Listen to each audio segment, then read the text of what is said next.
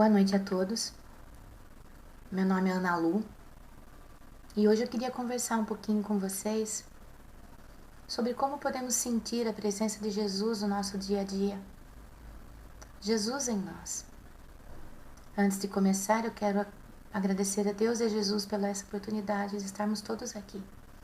Agradecer também a todos que estiverem me ouvindo. Agradecer pela gentileza e o carinho. E pedindo a Deus, acima de tudo, que nós consigamos aprender alguma coisa do que vamos comentar hoje. Quando eu comecei a estudar para entender, eu fui direto a uma frase de São Paulo Apóstolo. Está lá em Gálatas, capítulo 2, versículos 19 e 20.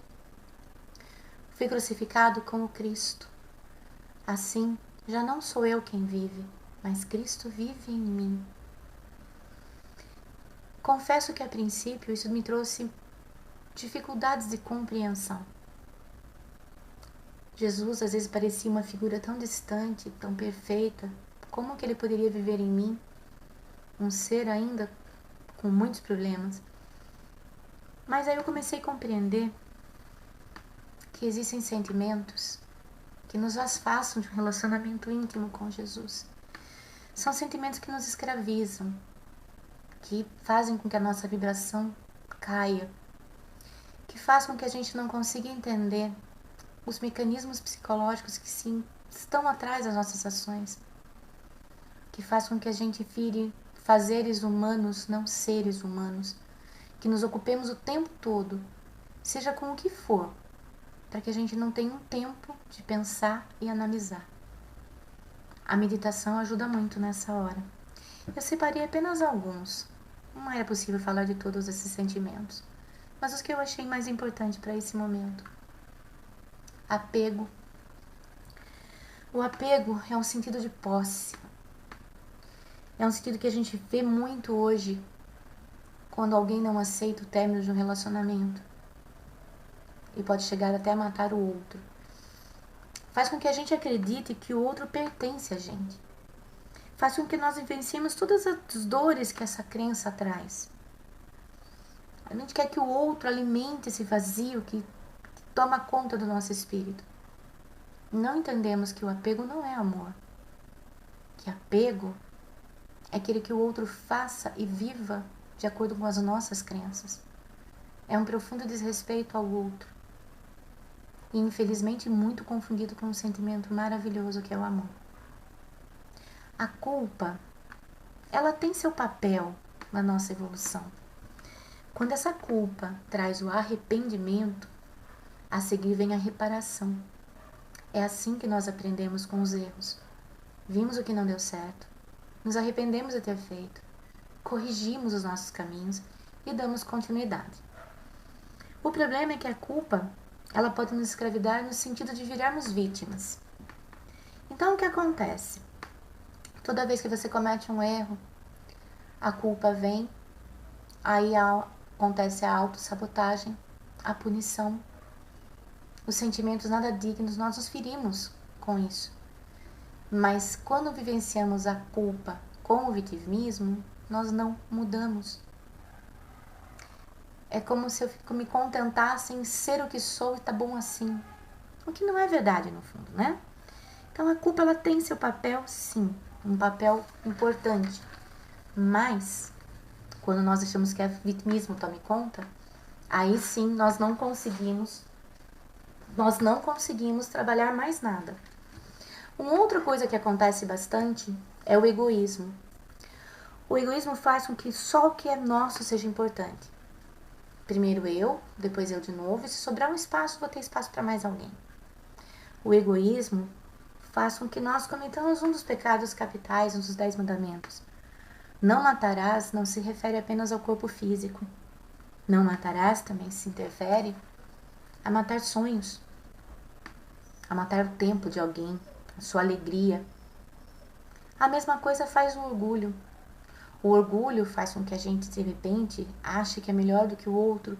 Ou pior, quando nós erramos, o orgulho faz com que nós nos culpemos dobrado e nos punamos porque, afinal de contas, deveríamos ser perfeitos.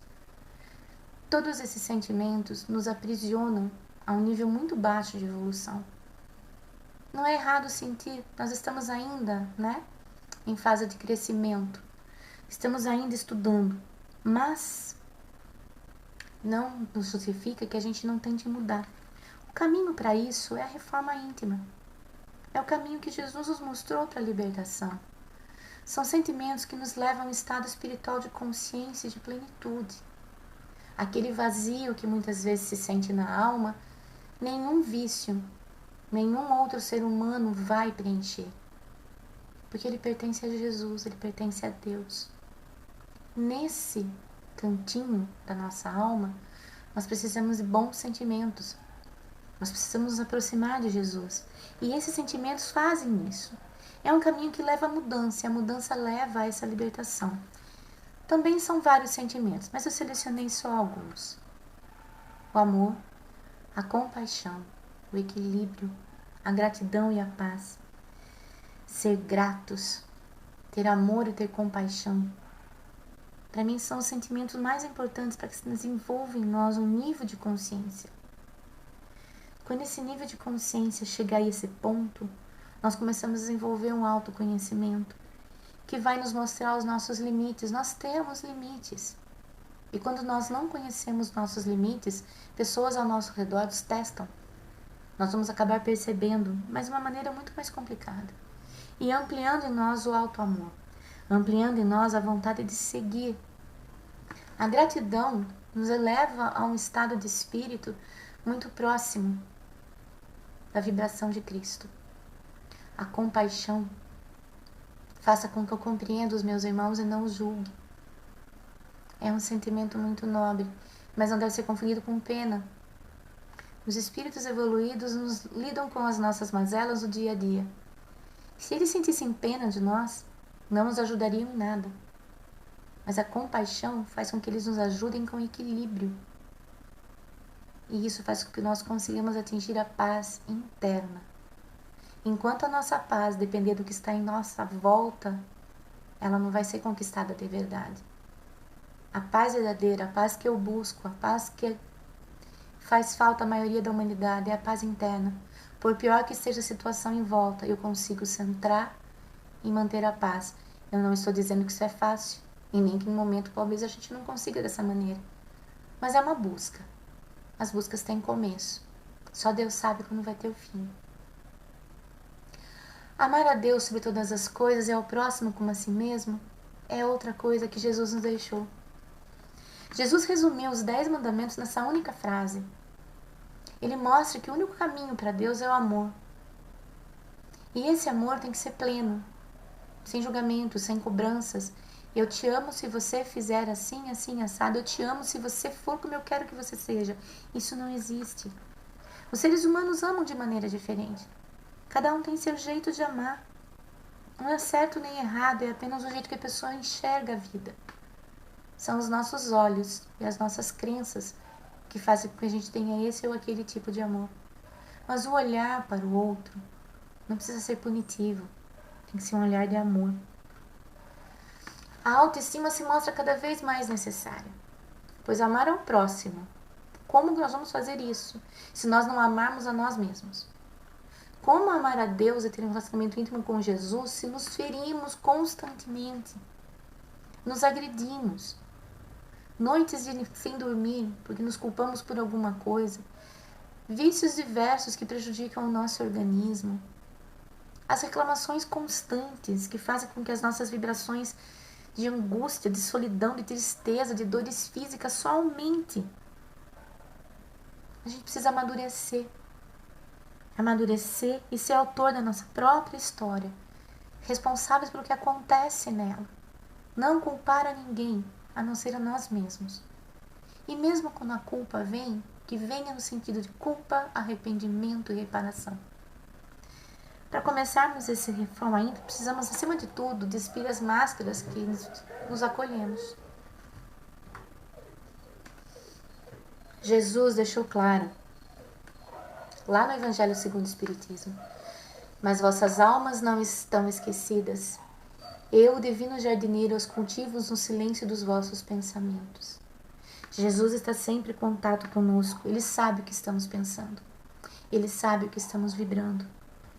Pelo pensamento e pela nossa vontade, nós podemos transformar as nossas vidas. Não é fácil, mas é possível. Que o nosso pensamento esteja ligado ao pensamento do Pai. Que o nosso pensamento se una a Cristo. Infelizmente, a gente não tem tido esse comportamento constante. Muitas vezes Jesus Cristo nos escolheu. E muitas vezes nós não cumprimos com o que nós prometemos. Que nessa encarnação nós possamos, junto com Cristo, ser o agente da paz. Na atual circunstância que vive o mundo, na atual circunstância que estamos vivendo hoje, não disseminar notícias ruins, não disseminar o ódio, procurar manter a paz, a confiança, elevar os nossos pensamentos. Racionalizar a nossa relação com Deus é super improdutiva, porque Deus sempre nos surpreende. Às vezes a gente reza e pede alguma coisa para Deus, para Jesus, para algum santo, seja para quem for. Só que a gente reza pedindo alguma coisa que aconteça e a gente já pede, dizendo no caminho, olha, eu quero que aconteça isso, que aconteça aquilo. Não é assim que funciona. Orar, acreditar que nós merecemos Jesus na nossa vida, que nós podemos mudar os nossos comportamentos, que nós podemos ter Jesus em nós, que nós podemos compreender os processos da vida. A pergunta que se faz para uma reforma íntima começar é: onde eu erro sempre? Em qual setor da minha vida eu estou cometendo sempre os mesmos erros? O que eu preciso mudar? Ninguém pode te dizer isso, porque é um processo íntimo, é pessoal, é interno. Pode ser na saúde, na vida emocional, nas finanças, em qualquer um desses setores que perturbe a sua paz. Esse movimento é um movimento de encontro com Jesus. Jesus não está distante de nós. Ele está sempre ali. Ele nos respeita, Ele nos ama. E uma das coisas que me chamou a atenção, pensei em Jesus, mas fui acabando para São Francisco de Assis. Preguem o Evangelho e, se for necessário, utilizem palavras. Aí eu senti que seguir o exemplo, viver ao lado de Jesus, é viver o Evangelho. Não dá para eu viver o Evangelho só quando eu estou na casa espírita, só quando eu estou na minha casa, onde eu me dou bem com a minha família. Mas quando eu chego no meu trabalho, eu me transformo. Quando eu chego numa reunião de amigos, eu me transformo. Que o meu sim seja sim, que o meu não seja não.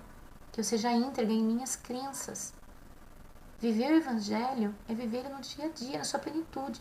Não é ficar rezando o tempo todo. Mas viver de uma forma que quando as pessoas olhem para você, falem, é uma boa pessoa. E não falo isso por orgulho e nem para que nós alimentemos nossa vaidade. Mas é o nosso papel pregar o Evangelho. Só que palavras podem ter força e poder, mas as ações convencem muito mais. Não adianta falar da boca para fora. Cada ser é um mundo onde Cristo tem que nascer.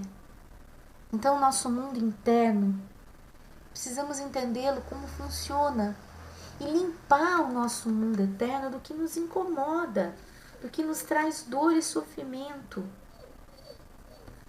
Jesus nos sonda, Ele sabe do nosso potencial, Ele nos conhece e Ele emite sua amorosa luz nos auxiliando. É a nossa incapacidade de vibrar nessa sintonia que nos permite sentir sua doce presença. Sempre vai ser assim.